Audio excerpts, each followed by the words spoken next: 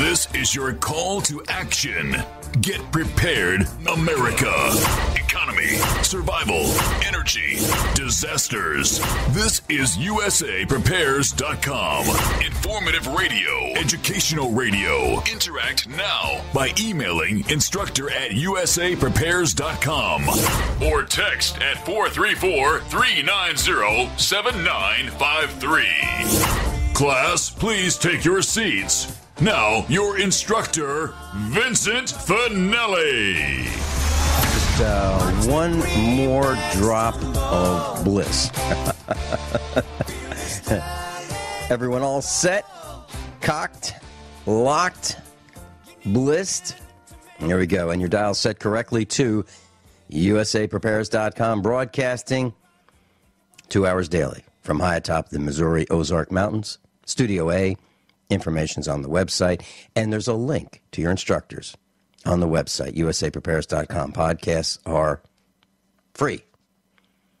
Converging threats are confronted daily by your instructors. I'm Vincent Finelli.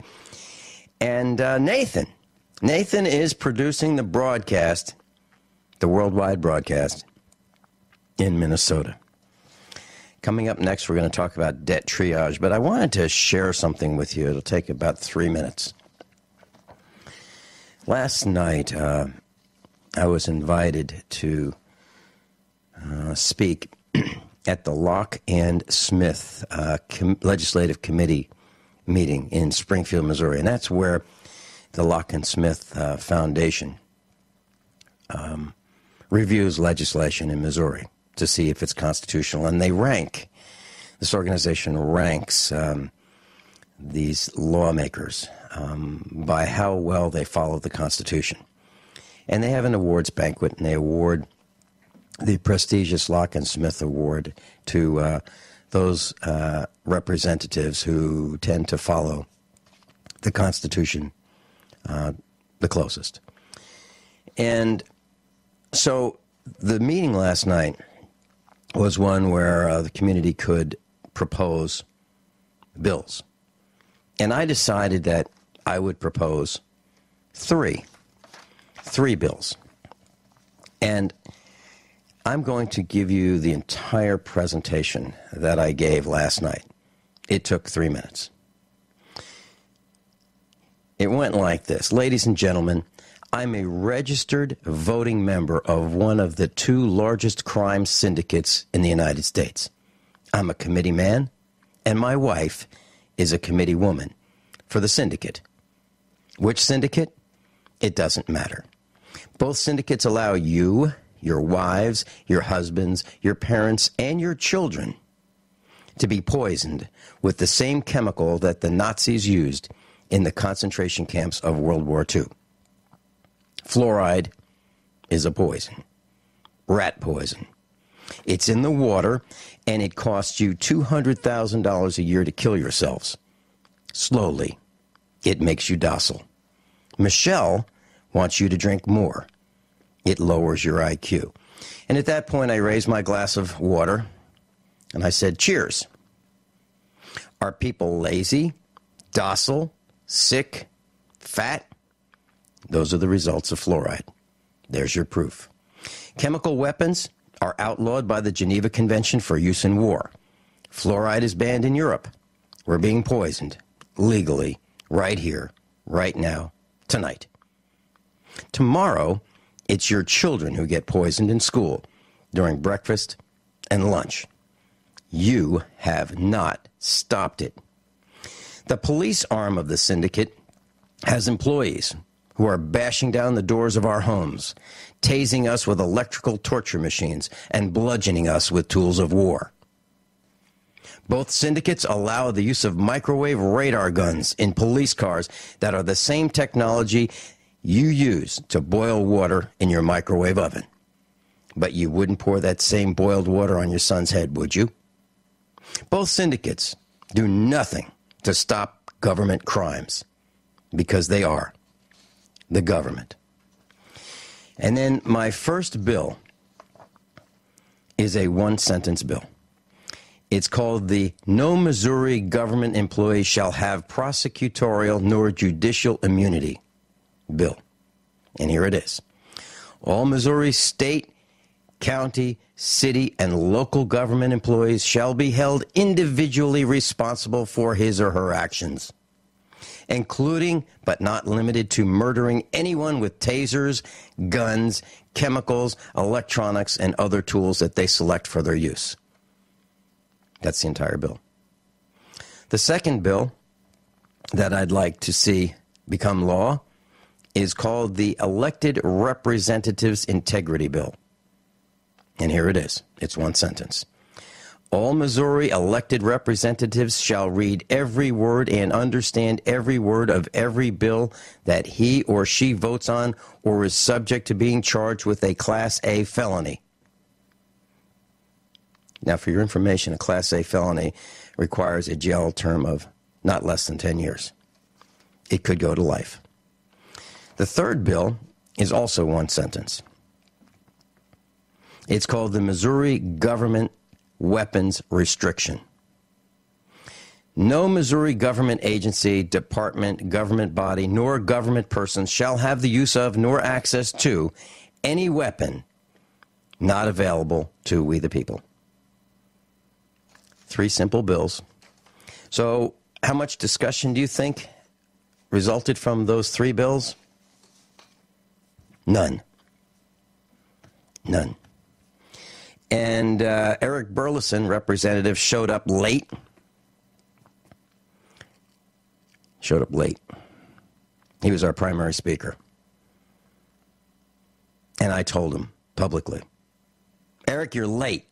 You missed part of the meeting. So am I angry? You bet I'm angry. You bet I'm angry. We need to throw these guys out of office. They're arrogant, smug, and I believe they're all corrupt. I can't prove it, but it is my belief that they're corrupt. And we were told last night that the more practical, the more common sense a bill is, the shorter it is, the less chance it has for becoming law. Now think about that. The more common sense it is, the less chance it has for becoming law. I hope someone has a recording of last night's proceedings, because if they do, I will play it over and over and over and over and over again. We need to throw every one of these guys out of office. There's a guy who is in charge of the legislative review or committee there at the State House in Missouri. I asked him how many people he has working for him. He said he has 16. I asked him how much. I said, I'm a real problem when I go to these meetings. So how much do you guys make? Well, between $30,000 and $60,000 a year.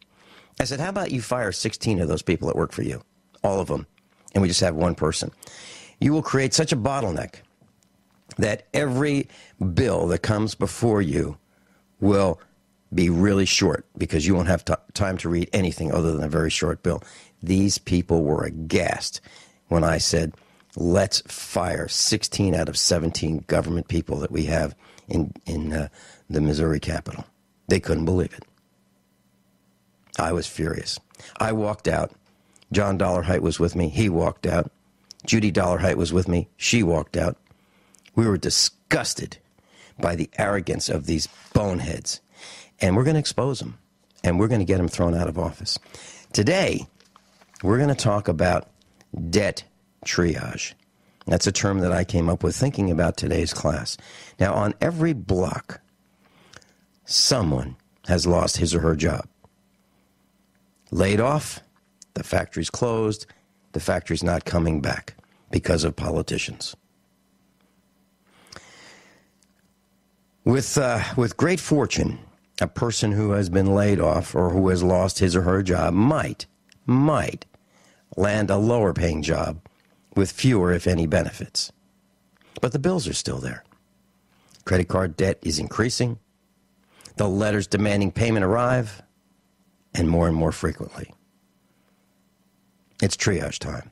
We've got the water bill, we've got the electric bill, we've got the mortgage payment, we've got the credit card bill, we have food to buy, doctor bills to pay. What do we do? Paul Victor's with us. Paul Victor is someone who has experienced this. He became aware of the lies and the corruption of our system about 30 years ago, and he's witnessed a steady, incremental decay and decline of our body politic. Okay? He believes that good and honorable men must be vigilant and expose the corruption whenever and wherever it appears. He believes in private ownership of assets and the ever-important need to be as anonymous as possible in a person and possessions. He does not make use of social media, and he's going to talk about it. Welcome, Paul Victor. Hi, Vincent. Paul, we've got a lot of work to do, and I think there are a lot of people who fit in that discussion that we just, or that intro that we had about the water bill, the electric bill, the mortgage payment, the credit card bill, the food, doctor's bills, and then of course, looming right on the horizon, if it hasn't already occurred, it's right tomorrow, and that could be foreclosure. Paul, when you look at all this, let's start with the process. What happens first? Do we receive the letters in the mail demanding payment, or what happens first? Well, there's a natural course of events that occur. When you're usually about 2 or 3 payments behind at the most, you'll get a notice of default from the lender stating that you're in default, you're behind on your payments, and you might get a letter of accelerating the note, demanding full payment within 30 days. And depending on what state you live in, you could live in either a judicial or a non-judicial state. And let me explain that a little bit further. A judicial state means that they would have to sue you for foreclosure. They would have to institute a lawsuit against you for foreclosure. And we have a process on how to handle that situation. If you live in a non-judicial state, that means you have a deed of trust instead of a mortgage. And a deed of trust, basically, when you went to the closing table, you signed a confession of judgment stating that anytime you're in default, they can just notify you of a sale date. Your house is going to go up for sale on the courthouse steps. And there's a process on how to handle that and delay the foreclosure in that instance. Hold that thought. Yeah, it happens really fast. Paul Victor and I will be right back. We're going to stall the foreclosure.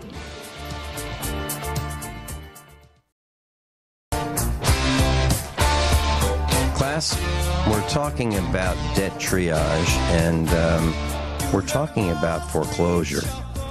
So Paul Victor's with us, and we're talking about judicial states versus non-judicial states. Paul, please continue.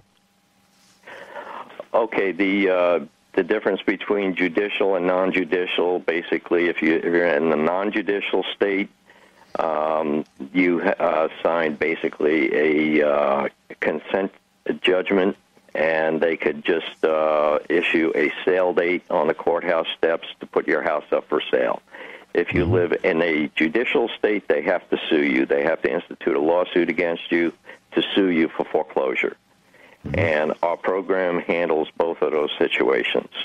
So and we're the talking about. Go ahead. If you look at the choice, you'd rather have a judicial state, correct? Well, it doesn't really matter. If you live in a judicial state, actually, you'll wind up getting more time in your house without paying principal, interest, taxes, and insurance. We have members that have been in our program since 2008 in judicial states that are actually still in their homes that have not made any payments whatsoever. And in non-judicial states, we like to say about a year, but in a lot of cases, there are still people in their homes since 2008 in non-judicial states as well. Okay, so let's continue. Okay, so what do you do when you're faced with a situation that would result in a foreclosure, and that could be, like we said, like Vincent said before, you amassed a lot of debt, and you were laid off, or your hours were cut back, and it comes down to a choice. Do you pay the credit cards, or do you pay your mortgage payment, put food on the table, pay for electric? What do you do? You're in a position where you can't continue to pay. Not from any choice that, not from choosing that situation, but it just happened to be a situation that you can't continue to pay. What do you do? It's a no-brainer. Don't pay your credit cards. Put that money towards your mortgage to stay in the house.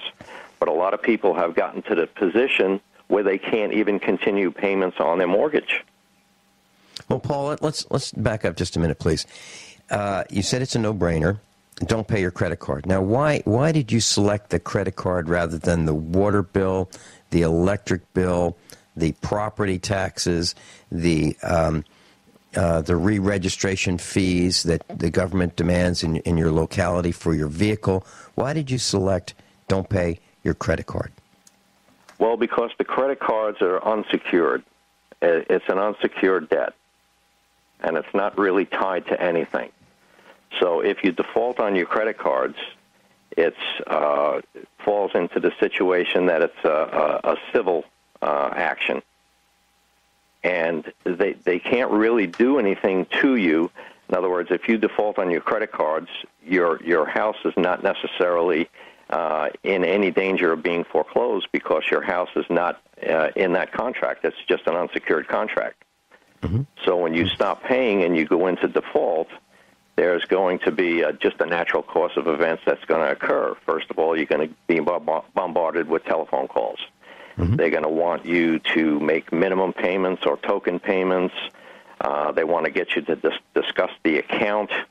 And in our program, we tell you don't discuss the account. Don't do business over the phone. And you just politely say when a debt collector calls that, gee, I really don't know what you're referring to, but I don't do business over the phone. Just drop it in the mail, whatever you want to talk to me about, and then hang up. By doing that, you took control of the situation. And so you do this politely. You don't slam the phone down. You do it politely, right? Yes. So you always be polite. Don't be aggressive. And Paul, what do you do when the caller says we're recording this for quality assurance purposes? What do you do when you hear that? That's fine, and say, well, you don't mind if I record our conversation also. And a lot of times they don't like that, and they'll hang up. But you have to give them notice that you are about to record the conversation.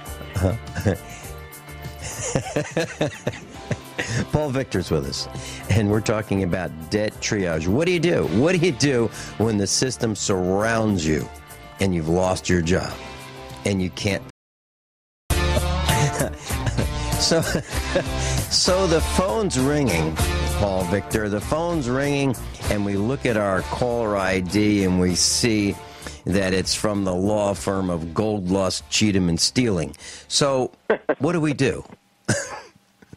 Well, first of all, you're not obligated to pick up the phone every time the phone rings. But you can ignore the calls, but it makes better sense to confront the situation head on. And what I described before, take control of the situation. Hey, I don't do business over the phone. I have no idea what you're talking about. Just drop it in the mail. Have a nice day. Click. Now, what does that do for us? Okay, we've just done that. We say, thanks so much. Appreciate the call. Drop it in the mail. What does that do for us? That shifts the burden of proof on the entity that's attempting to collect from you. Okay, so that means that we have not admitted anything at that point. So if they say, look, Vinny, you owe us $2,000, and so by me not saying, well, yeah, I know, but I've had some problems, and by me saying, drop it in the mail, and I'll take a look at it, I haven't admitted anything, and so they've got nothing further to go at me with. Correct? Exactly. And when debt collectors call, they are supposed to give you the mini Miranda rights, and that's basically upfront saying this is so-and-so from ABC Debt Collection Company, and this is an attempt to collect a debt, and any information gathered will be used for that purpose. They have to disclose that. If they do not disclose that, they're in violation of the Fair Debt Collection Practices Act. I don't believe they do that. No, a lot of times what they'll do is use an electronic outgoing message machine saying, if this is Vincent Finelli, please press 1. If this is not Vincent Finelli, press 2. Okay, that's a violation. Right. They're not allowed to do that. Right. Right. Okay. So we've taken the call. We've told them send it to us in the mail, and then do we get it in the mail? Do we get the next level? Or have we escalated this by telling we want it in writing? Have we escalated it or not? Well, you'll maybe get some letters in the mail. Okay, and they're going to have certain demands that you have to respond within 30 days. What you want to do is dispute the debt. Okay, you have every right to dispute the debt. So you're in dispute, and when you're in dispute, you're legally not obligated to continue to pay on an account that's in dispute. So what you would do is send them a debt validation letter. And we have debt validation letters. Actually, we help people out. We can turn you on to that, and you can just download it and basically send it out. And it's disputing the debt. So therefore, it's further putting the burden of proof on them to prove that you owe this debt collection company what they say you owe. And they can't validate it. A lot of times they'll just drop it, sell it off to another debt collection agency. And that's a very interesting point, because isn't debt sold from, like, for example, let's say a company accumulates $100,000 worth of debt. Don't they sell that off to, let's say, law firms at pennies on the dollar, where then the law firm tries to convince the person owing the debt or allegedly owing the debt that the law firm is collecting the debt on behalf of the original company? Yes, that's part of the deception. Because in most cases, the original creditor charged the account off after about 180 days. Right. Right. So that's known is as that legal? Collateralized debt obligations. That's basically like an insurance policy. When you apply for credit, that's all taken into consideration. It's like an insurance company, with actuaries. They basically come up with a formula that they're banking on. You're definitely eventually going to default, and they'll get compensated for it. Okay, so we send them a debt validation letter. Can you kind of walk us through what some of the content of that letter would be? Well, it would be that you're saying that you claim that I owe this. Can you please validate the debt? Can you prove? Do you have a written contract? Do you have a signed contract? Do you have anything indicating that I owe this money, this alleged money? Okay, and so you send it off, and within the 30 days, and then what happens? Well, in most cases, they'll see that you're somewhat of an informed consumer, and they'll most likely sell it off to another collection agency, and they won't pursue it because they'd rather go for the low-hanging fruit. They're banking on people not responding, and by not responding, they can get a default judgment against you in court. If you don't respond, a lawsuit will be instituted, and if you don't show up, they'll get an automatic default judgment against you, and it'll be in their favor. So once you have a judgment against you, it goes against you personally. But there's a further complication. If you have any assets, such as real estate, it's going to affect the real estate in the effect that when you go to sell your property, and when the sale occurs, the first mortgage or perhaps the second mortgage is paid, and that judgment is sitting there, they're going to get paid out of any proceeds that are left. Okay, and then you'll get what's left over if there's anything left over. Getting back to that debt validation letter, we state that this is not a refusal to pay, but a notice that your claim is disputed. This is a request for validation made pursuant to the Fair Debt Collection Practices Act. Be sure to attach a copy to their collection letter for reference, and always include the date. And in cases involving third-party debt collectors, or where there's no sufficient response to your request for validation, they don't produce a contract or show any authorization to collect as an assignee or a creditor. You can send the this debt validation letter, and it's basically, you can say that this is not my account. There's another form, this is not my account letter.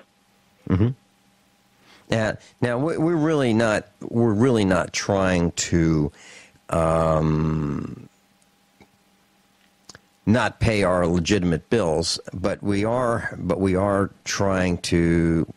We're in chaos. We're in crisis mode, and we're trying to at least survive. That's the plan, right? Yes, and we present folks with options. A lot of people tend to ignore it, stick their head in the sand, hoping that the situation's going to go away, which it's not. That's one of the worst things to do, so you need to respond. Another option for people is filing for bankruptcy, and bankruptcy might not necessarily be your best option. Because if you file for bankruptcy, in most cases, people will try to get a Chapter 7, which is a complete wipeout.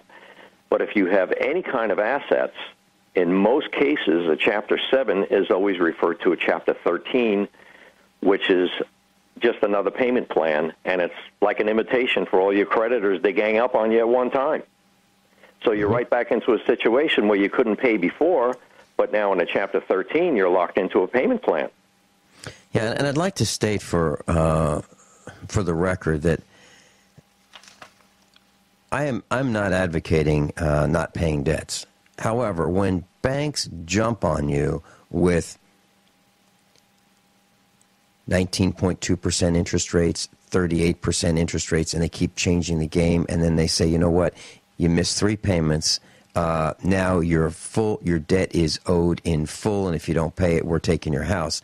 After years and years of paying, and falling on hard times, I am in the camp of the individual against the big, mean, nasty banks.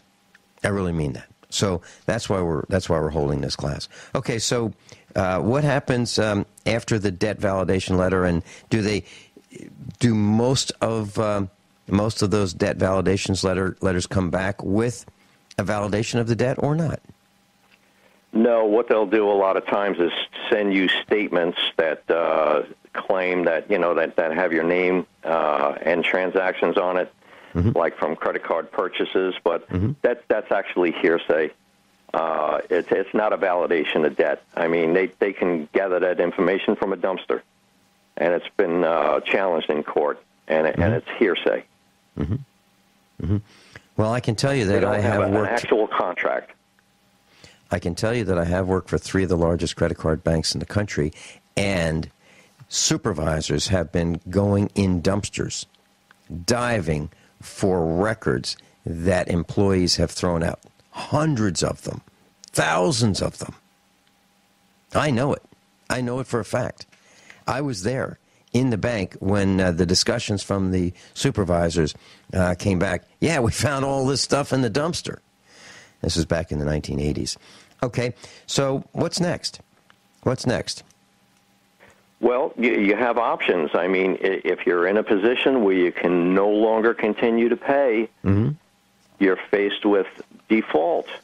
And the system likes to put a burden of guilt on you that it's a moral obligation.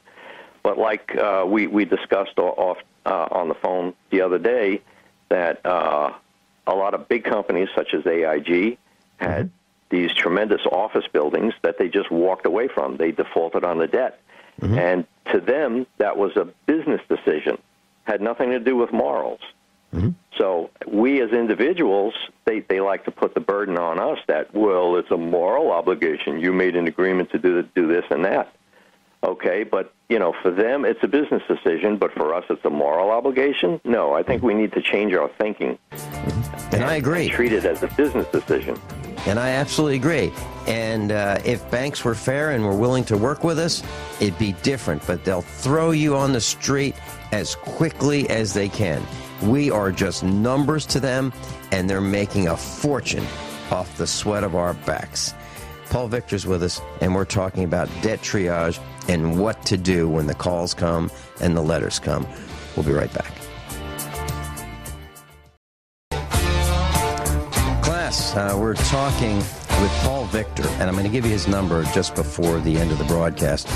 And so we're faced with default at this point. But I want to recap. If you get a debt collection letter, request a debt validation.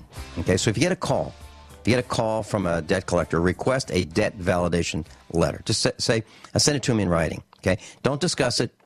Ask for it in writing, and when you receive that letter, you have 30 days to respond. If you have notice of a court action, make sure you appear, because if you do not appear at that hearing, you will probably be found. You'll be in default. You'll lose by default. You will lose. So you have to go. Okay. So those are two things that we've learned that are very important. Paul, please continue with. We're faced with default. What do we do? Well, it's this decision time. Mm-hmm. You can stick your head in the sand. You can figure. You can maybe go with the bankruptcy option, which I said is not necessarily the best choice. Right. But if you decide to default, our program can help you engage in the paper chase, in the paper fight. It's really a war of paper. It's just words on paper is what it amounts to. A lot of people get bent out of shape and get really upset, but it's a paper war. Can we win it? Yes, absolutely. And by showing resistance, they're not expecting resistance. They're expecting people just to fall over. Sounds like the government. They expect us to just fall over, and too many of us are falling over. So we're going to gum up the works. We're going to slow them down. We are going to resist. Okay. And can you tell us about, if 100 people were facing the kind of situation we're talking about with foreclosures, how many of them actually win out of that 100 when they use the methods that you teach? Okay. Well, it doesn't come down to a win. We don't ever promise that you're going to win your house free and clear, although it does happen maybe in some very remote instances. But what we do is we promise for more time in your house to stall the process. Like I said, there are members that are in our program since 2008 that have been going through the foreclosure process, and they're still in their homes to this date that haven't made any principal, interest, taxes, or insurance payments. So that's basically more time on your side, means more money in your pocket to be put to better use to plan your plan B. We don't like to see people being evicted, and you're going to wind up living under a bridge if you don't stand up and take action. Mm-hmm. Okay, so after this broadcast, class, if you'd like to call Paul Victor, you may call him at 404-477-4215. Don't call during the broadcast, though, because he won't be able to take your call. 404-477-4215. Paul's on the road right now. 404-477-4215. And, Paul, if someone wants to talk to you for, to discuss their situation, is there a charge for calling you, the first time? No, absolutely not. I'll be happy to discuss with folks their situation and what we'd be looking for is to try to identify what is at risk. Okay, if you have anything that can be taken, I consider that something at risk, whether it's real estate, it could be wages, and, we show you how to protect yourself from a wage garnishment. Okay, and Paul, in a future broadcast, can you and I talk about how to strategically protect our assets, our home, our free and clear automobiles, things that we own from creditors? Is there a way that you recommend that we do that we can talk about in the future? Yes, absolutely, and I'm just going to give you a little teaser and make use of limited liability companies. I think it's important that everyone have a LLC, a limited liability company, and we can get into that on the next time. Paul Victor, 404-477-4215, 404-477-4215. Paul, thanks so much for being with us. And yes, I have a LLC. I do. USAprepares.com, LC for Limited Corporation. Coming up next, Bert Bertonis, electrical engineer, designer, patent holder, Silicon Valley, California, and I are going to be talking about living with electric cars. We'll be right back after the top of the hour. Commercials. Is your call to action. Get prepared, America. Economy, survival, energy, disasters. This is USAprepares.com. Informative radio, educational radio. Interact now by emailing instructor@USAprepares.com or text at 434-390-7953. Class, please take your seats. Now, your instructor, Vincent Finelli. Everyone all set? Cocked, locked. Yeah, here we go. Your dial set correctly to USAprepares.com.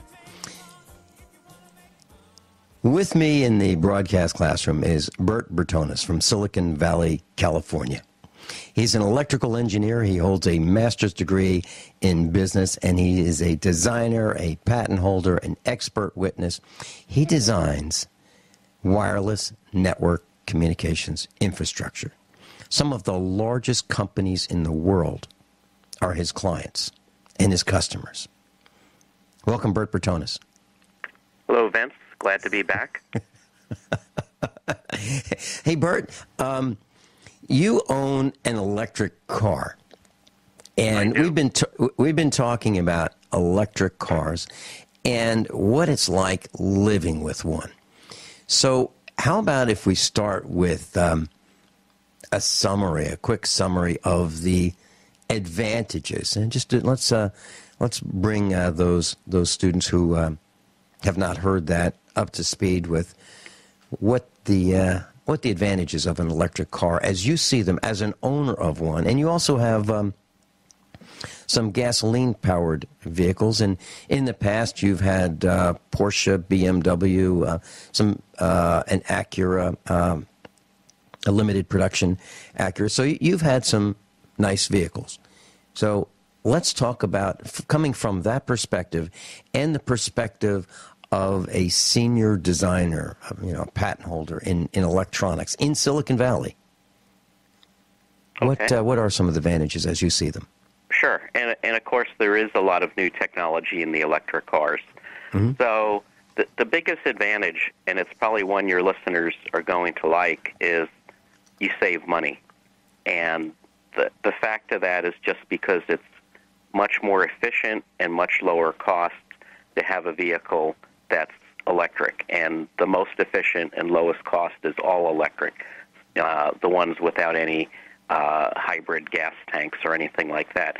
And the reason it's so overwhelmingly cost-effective is two reasons. One is electric cars are approximately 90% efficient in their energy. In other words, of the energy in the battery, 90% of that gets to the wheels. Then on top of that, when you brake, most of that energy goes back into the battery. So that even adds further to the actual miles per gallon, or we call it miles per gallon equivalent. The second reason is the electricity that we do use is generated much more cost effectively than oil that makes gasoline for your gas tank. And the reason is that electric generator plants are using, in my case in California, natural gas, which is very low cost now because of how much we have of it, or coal or wind power or thermal. And so electricity is generally a lower cost of energy than burning petroleum. So you couple those things together and add to that in many parts of the country there's incentives for using electric cars. In other words, I get a lower electric rate from my power company by owning an electric car. Normally, we have a sliding scale where the more electricity you use, the higher the cost, and they try and do that to prevent people from wasting electricity. Well, when you buy an electric car, it's sort of the opposite thing. They want to encourage you to drive your electric car more, so they've played around with the electric rates over the last few years to try and get them in line right, and the bottom line is you pay a much lower electric rate. So what does that mean? It means that when I was spending, let's say, $100 to $200 a month on gas for my primary vehicle, now I'm looking at an electric bill that's gone up $10 to $20. Okay, so because of the rate reduction of your electric rate, the reduction of your electric rate, even though you had dramatically increased usage or significantly increased usage, your bill's only gone up $10 or $20. That's correct. Okay. Now, how much has your electric rate gone down as a percentage? I'm going to say, I mean, it's really hard to just look at it and see that number, but because there's still tiers that you face. But I'm going to say it's gone down by about 40%, and my electric use has gone up by maybe 80%, something like that. Well, okay. My electric use has almost doubled. Okay, so a 40% rate reduction. Now, is that tied to you having ownership of this vehicle, or is that tied to because you're or ownership plus the increase in the consumption of electricity? No, I actually next year they're going to completely get rid of the tiers, but I'm still facing a electric bill that charges more the more you use, and it's not as bad as it was, but obviously that doesn't make sense for an electric car, so that's going away next year. This reduction is simply due to the fact that you get a lower rate when you let the electric company know that you've purchased a electric vehicle. What would happen if a person just said, "Hey, I've got an electric vehicle, or I have a hybrid"? Would they automatically get that rate reduction, or would they have to prove it? Well, I didn't have to prove it with my particular electric company, but I think they can determine it pretty easily because we all have smart meters now, and that's something else we've discussed on USA Prepares. But putting that aside, they know exactly when you're using how much electricity, and I can even go online and see the graph of my electric use by the minute and hour. And what happens is the rate is cheaper. They want you to encourage you to charge your car at night, so you see this big, huge spike in electricity at 12 midnight when the rate goes down. And if they don't see that, they're going to suspect something's up. Yeah. Now, of course, that makes me crazy, just them having the ability to do that, to monitor. So if you've got a hot tub, they can probably tell that you've fired that up, because of the heating element. They can probably figure out how many people you have in the hot tub. Well, they know how many. They can do that with a satellite. So they can say, "Hey, Bert just turned on his hot tub. 1, 2 girls in the hot tub." Right. Time to send the police over. But by the way, you brought up an interesting point. A side benefit is that I did not have to put in a separate meter for the electric vehicle. So if that energy is going to air conditioning or to the hot tub, it doesn't matter. I get the lower rate. So I no longer have a hot tub. And interestingly enough, I don't have electricity in my home, even though I'm in California and it gets somewhat hot in the summer. we're kind of lucky in that it cools off at night, so I have what's called a whole house fan that simply blows all the hot air at night up into the attic and lets cold air come in from the outside. So that works like a charm to cool the house on the hot days in the summer, and I've never had to put air conditioning in my home. Mm-hmm. Yeah, I thought you were going to say that you were a bachelor. Okay. Yeah. Okay. And that they would know that because you'd have possibly with use of your hot tub, but you don't have a hot tub. Okay. So this electric car, we've talked about the electric rate, and are you concerned at all, Bert, about them saying, you know what, we thought we were going to reduce the rate. That was a terrible mistake. We really mean we need to triple the rate. Well, I don't think that's going to happen, but they have played around with the rates for the past several years. I've been tracking it even before I got my car, and it started off, they were just offering you 5 cents a kilowatt hour, which was just a ridiculous deal for night, and then they've toyed around with it, and like I said, a new plan is coming into play for my electric company, PG&E, Pacific Gas and Electric, next year. But I think they're getting it right, and if you think about it, the electric company really does want to sell you more electricity. That's how they make more money. It's the municipalities and the governments that are trying to discourage wasting energy.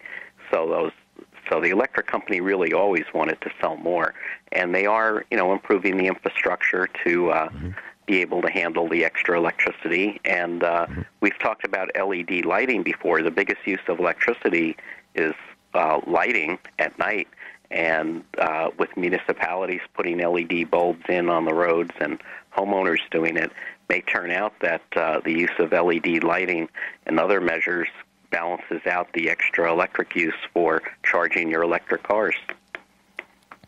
Okay, so does it make sense for city dwellers, let's say, to own an electric vehicle? I think it makes sense for almost everybody, and the caveat is you probably want to have a second car for longer trips. But with charging outlets going up everywhere in shopping malls and stores and municipalities and in libraries, there's a soccer field near me that has an electric charger in it. I assume it's being paid for by the municipality, but there's chargers going up almost everywhere. Even along I-5 corridor where we drive from New York to Los Angeles, they're putting chargers in along the highway. Now, the electric vehicle I bought only has about a 100-mile range, so that's still probably not feasible for me to drive it to L.A. But if you have one of the new Teslas, they have an over 200-mile range, so you can charge at the halfway point, have some coffee or lunch and get back in your car and drive to L.A. Mm-hmm. And they can charge that quickly? Can they charge over? That's going to be, there's 3 levels of charging. Level 1, which is 110 volts. Level 2 is 220. And these chargers are level 3, which is 440. And they can charge at level 3 in let's say, maybe a half hour to an hour. Okay, so my next question, we come back after this break, is will your batteries last longer if you charge at level 1, a slow charge, the way I charge my batteries here at the farm, versus level 3, charging from 440 volts, a quick charge? Will that affect the life of the batteries on an electric car? Bert Bertonis, Silicon Valley engineer. Bertonis is with us, Silicon Valley engineer. Bert, we're going to talk about the rate of charge, but we've got Bud from Montana on the line. Bud, you're on with Bert Bertonis and me, Vin Finelli. Hi, Bud. Hi, Vince. I had a question for you, and Bert, hi. I appreciate what you're saying. I see, I used to be a service manager for GM, and we had one of the hybrid-type Suburbans coming in with, the big battery pack that had to be changed out. It developed a short in it. And so the batteries cannot be changed out individually. They have to be done with a special kind of a short little crane that actually slides in and lifts this battery pack up. Well, it happened to be under warranty for them, but I asked, I checked with the parts guys and stuff, and I said, well, what would have been the cost if it would have been beyond warranty? And they said right at $10,000. So I also knew a guy that was an engineer with Toyota, and so I gave him a call. And I said, what's the deal with the Prius, coming out? And I said, why did you guys not go with, it was a long conversation. But anyway, I said, why did you guys not go with an all-electric car? And he said, the reality was we put an engine in there because we knew we could not get the battery pack to last beyond 36,000 miles without an alternate source of energy. So my question to you is, if you factor in the battery pack replacement on a vehicle, have you factored that in with the all-electric car as far as the long-term, usage and cost? Sure. So what I drive is the Nissan Leaf, and I think it's one of the most reliable and advanced all-electric vehicles right now. And they do certify the battery for quite a long time. I know it's well in excess of 5 years. And in my case, I'm leasing the car for 2 years, so that's not really an issue for me. But the battery reliability has been getting steadily better. And I think the main reason that some people are putting the you brought up a good point, though, the adding of a gasoline engine, and a lot of cars do have it. The Volt is sort of a plug-in hybrid, and the new BMW that's coming out in a few months, the i3, is going to have an optional engine to put in. To be honest with you, I think in most cases that's a marketing thing because people are really concerned about running out of electricity and they want to know they have a reserved gas tank there. But from an engineering standpoint, it just makes the car more complicated, adds to the cost, and of course, if you burn on gasoline, you're not going to be as efficient as all electric. Now, hybrids are more efficient than regular gas cars simply because you're using the electric engine as the propulsion means. But I think battery is becoming less and less of an issue in terms of reliability. They're really getting them down well, and there's no more fires. That was just one particular car that had the fires, and that battery company went bankrupt, by the way. That was A123. Okay. I just had one more question, Vince.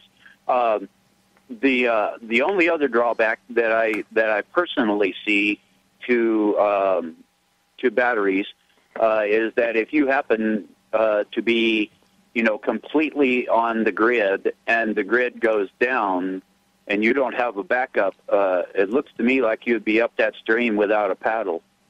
Well, I can address part of that, and I'd say yes and no. If you have a solar array, then you might be better off than if the grid goes down than someone who does not have a totally electric car or a hybrid car, because although it would take a long time to charge your vehicle with a solar array compared to level 3, 440 volt, high current charging, you might be able to ride around for a while, and charge it and go 100 miles round trip. So there's that advantage of it. But on the other side, you really do have a good point. You really do. But do you have something that you want to be held over through the break for, or do you think you... No, I'll just listen on the other side. Thanks, Vince. Hey, thanks so much, Bud. This is Bud in Montana. And great question. And so Bertonis is in the broadcast classroom with us, and he owns a Nissan Leaf. He's leased it, and his analyses say that he is better off leasing an electric car, dollar for dollar, than driving a gasoline-powered car. He and I have talked off the air about that, and those were his findings. And actually, the cost of the lease is less than a gasoline-powered car, on a monthly payment basis. Isn't that right, Bert? Well, it depends what car you're comparing it, of course. Sure. I'm paying about $300 a month for a 2-year lease, but I have every single option available on that car. So I think I got a pretty good deal from my local Nissan dealer here.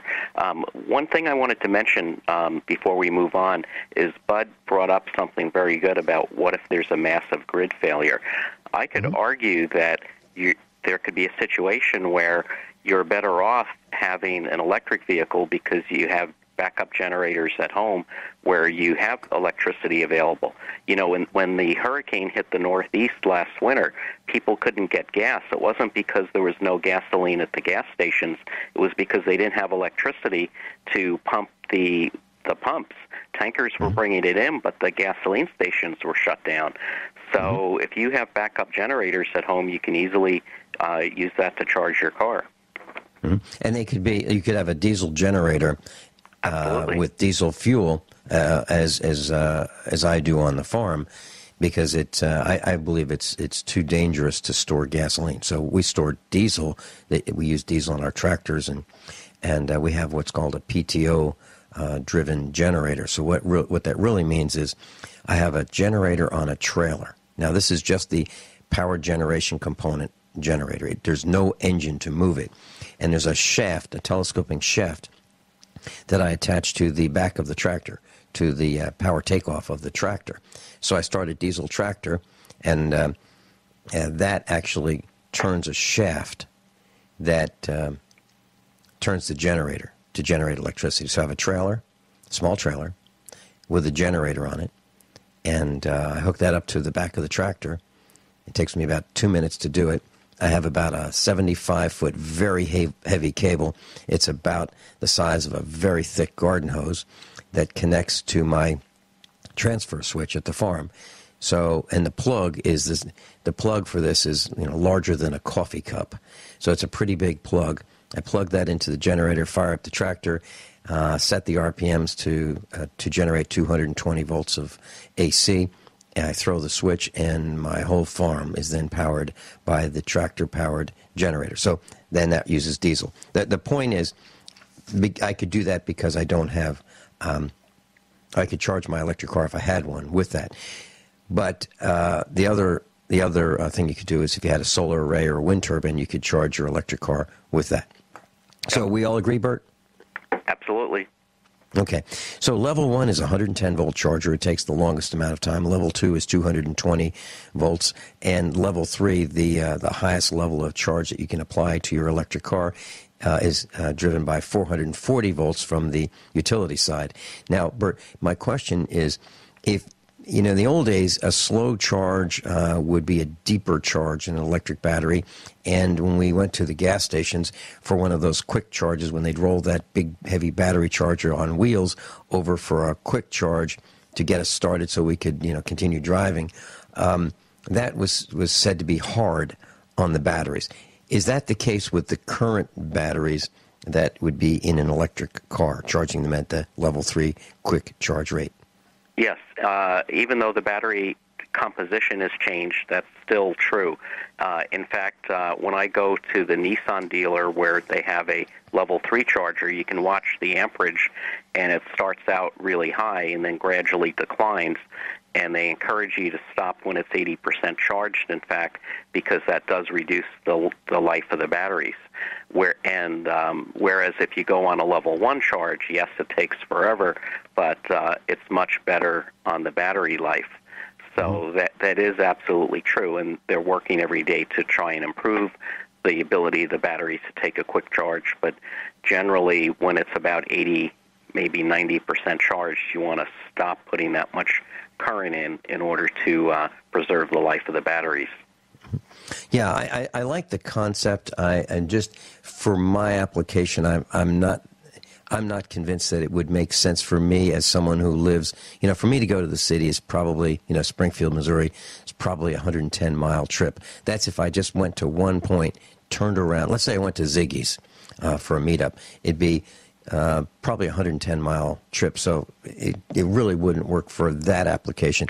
But I do like the idea of the simplicity of having a motor generator, if you will, as the device that accelerates the car and then charges the batteries when you decelerate the car. So I think that's kind of neat how you put electricity back in from the kinetic energy of the car that's moving as it slows down. That's pretty cool. Oh yeah, way cool. I can climb a mountain, and we have a lot of them out here in California. And you see instead of a gas tank, you have this number that tells you how many miles you have left in your batteries, and you climb the hill, you see that going down really fast. And if you have a passenger, they might get a little worried and say, man, that's going down really fast. You sure we're going to make it back? And I go, well, I might toy with them and say, I don't know, we might be stuck up here. But once you start... That sounds like going down, it actually starts going back into the tank, so to say, and you get almost all of it back. Nathan, do we have a caller? Okay. we have a caller, and are we putting that caller on air? I can't tell, Nathan. Oh, okay. All right, Sherry from Kansas, you're on with me, Vin Finelli, and Bert Bertonis in Silicon Valley, California. Hi, Sherry. Hey, I was wondering, have you ever taken anything like a tri-field meter inside the cab while you're driving this thing to see what kind of EM fields you're exposed to?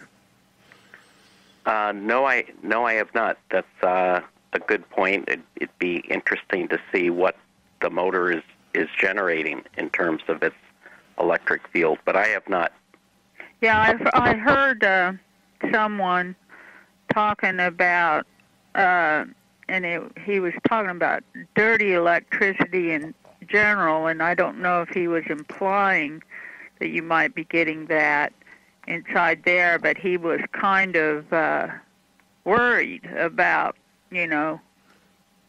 people that might be real sensitive to EM fields if they were driving. Yeah, I don't, that's a good point. I haven't heard of any problems with the EM fields. Generally, dirty electricity refers to a really bad DC to AC converter. If you have a really cheap generator or some of these low-cost devices that create backup AC, a lot of them, instead of a very pure sine wave, a lot of them are clipped square waves, and generally that's where a lot of the dirty electricity comes from. Right, and you're just working with DC, right, in these things? Yeah, DC and DC motors, and of course, anytime you switch power, there's sharp edges, and those sharp edges create the higher frequencies. So there certainly could be some generated. I just don't know, statistically, how bad that is. I don't have any data on that. Do you happen to know anything about electric scooters and how far you might be able to go on those, if those are viable for people that are just doing, I live in the country. I'd still be making at least a 20-mile trip. Well, Vince, you have those farm vehicles that when I visited over at the farm, we went on one. You probably have more knowledge of that than I do. Well, none of the four-wheelers that we have are electric powered. I mean, they have batteries to start them. We have motorcycles and we have four-wheelers, and of course we have diesel trucks and gasoline trucks. But Sherry, I don't know about an electric scooter per se, and you know what? I'm somewhat reluctant to jump in and purchase one, and I'll tell you what my concern is.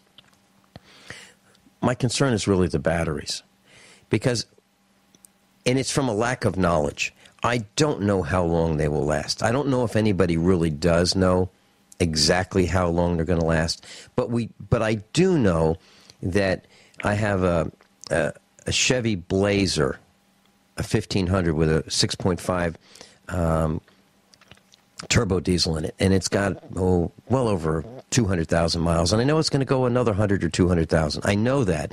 I know that I'm going to have to buy batteries, but I know they're $75 a piece. So I know from experience what the maintenance costs are going to be for the gasoline and diesel-powered vehicles, and the repair parts for motorcycles and four-wheels. I have a feel for that, and I'm comfortable with that. But it's that sticker shock of the big batteries, like we talked about, $10,000. I've heard of $8,000. Bert, that's kind of a concern for me, and that's why I have not jumped in that in the limited range. But that's why I think that for a city it might make more sense than for somebody in the middle of nowhere like me. But most people don't live where I live. They live near cities. Hey, Vince, if you find anyone who could do a good program on building a methane digester, would you have one, please? I will try to do that, and I'll tell you why. Because I was talking with the Dollarhide family. I see them quite often, John Dollarhide, Judy Dollarhide. And we were talking about exactly that, building actually a methane generation plant out of a septic system to run the kinds of things that you're talking about, lighting and actual powered vehicles, cooking, all that. Yep. Okay, thanks. Bye. Hey, thanks a lot, Sherry. Bert, we have Mike on the line from Tennessee. Mike, you're on with Bert Bertonis and me, Vin Finelli. Welcome. Good morning, Bert. Good morning, Vincent. Morning. Hey. Oh. I should have looked at the clock. Hey, Mike, tell you what, hold on, if you can, and we'll take your question right after these few ever-increasing commercial announcements. Is that okay? You got it. All right. Bert, hold on, please, and we'll be back in just a couple minutes.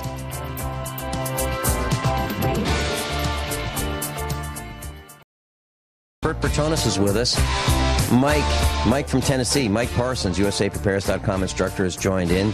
And Bert, I just want to say before before your thoughts, a Chevrolet inline 6-cylinder engine had at one time 7 main bearings. A typical V8 engine, gasoline powered, has 5 main bearings, and then you have the transmission bearings and the rear differential bearings if you have a rear drive. And so just from a bearing standpoint, the electric cars is intriguing because you don't have anywhere near the number of bearings required and the friction loss required, or the friction loss as you do with a gasoline powered or diesel engine. But you still do have that battery limitation that seems to be the hard nut for me to crack. Mike, your thoughts? You had a question for Bert? Well, I was going to say I'm a big fan of electric vehicles, but not a battery vehicle, simply because of the total cost of ownership of that vehicle. And when you kick in all of the government subsidies, the actual cost to produce it and to operate it and everything, it's really, the studies I've read, it costs more to own at the end of the day. The thing that I like are the total solar vehicles that run off nothing but solar. They've got a solar array. Those, and you got these vehicles that convert water into hydrogen, and they run off of that. And, of course, the good old-fashioned Mr. Fusion from Back to the Future, whenever they get that under full development, that'll be a great thing. Bert, your thoughts? I don't know of a practical car that can have a solar panel simply because the aperture has to be so big to supply enough energy. I do have some data on the Leaf battery. They're warranting the battery for 8 years or 100,000 miles for a defect, and 60,000 miles if it loses more than 30% of its capacity. So when you think about it, 60,000 miles for what's basically a short-range vehicle is pretty good. Right, but when it costs you $40,000 to purchase, to produce it, it's kind of a cost reward issue where you're basically spending a whole lot of money at the end of the day to do the same thing you could do with a 40-mile-per-hour Ford Fusion. Are you talking about a hybrid or a gas Fusion? Yeah, just a gas Fusion, getting 40 miles to the gallon that cost you $15,000 stripped down. Cost of ownership, total cost of ownership is far and away cheaper in the long run. because you're paying for that electricity, regardless if they're giving you a kickback. Somebody's paying for that. Well, no, you see that the point is, though, that it costs so much less to generate electricity than it does to use petroleum. And then on top of that, the electric vehicle is 90% efficient. So, I mean, that's just the simple math, and you can't really get away from it. And that's why hybrids work as well, because the electric engine is so efficient. Well, I won't argue about the electric engine. It's just the battery that is the cost issue. But they do have cars out that are not in production for the public, but they are totally electric with solar panels, and they can run nonstop. They've got an aircraft that's flown across the country solar, and they've got the high-altitude airships that are solar. And so, yeah, I'm all for electric solar-powered, but battery, I'm still not there yet just because of the total cost of ownership. Fair enough. And, of course, when they come out with that Mystery Fusion from Back to the Future, you know, y'all guys keep me up to date because I really want to get involved with that. Okay. You know what Gentlemen, I'm electric cars are not new. Electric cars were made in the late 1800s, and John and Judy Dollarhite and I were touring a museum in Indiana, and we saw, I believe it was a 1906, and it was, you know, a production-type vehicle. So I think we've come a long way. I think it's interesting. I'm not quite there yet, but I might get there. Mike, thanks so much for the call. Bert Bertonis, thanks so much for being with us. Thanks, and shedding some light on living with an electric vehicle. Do you think we'll get to the point where, and we only have like 15 seconds, where we could have an electric-powered truck that could do the kind of stuff that we need to do on our farm? We'll get there. It's going to start with smaller cars and gradually move up. I think what you want to look at, though, is natural gas. There you go. Bert Bertonis, Silicon Valley engineer, patent holder, USAPrepares.com instructor. I'm Vincent Finelli. Class, above all, honesty and integrity. What happens next is up to you. Bert, thanks so much for being with us today.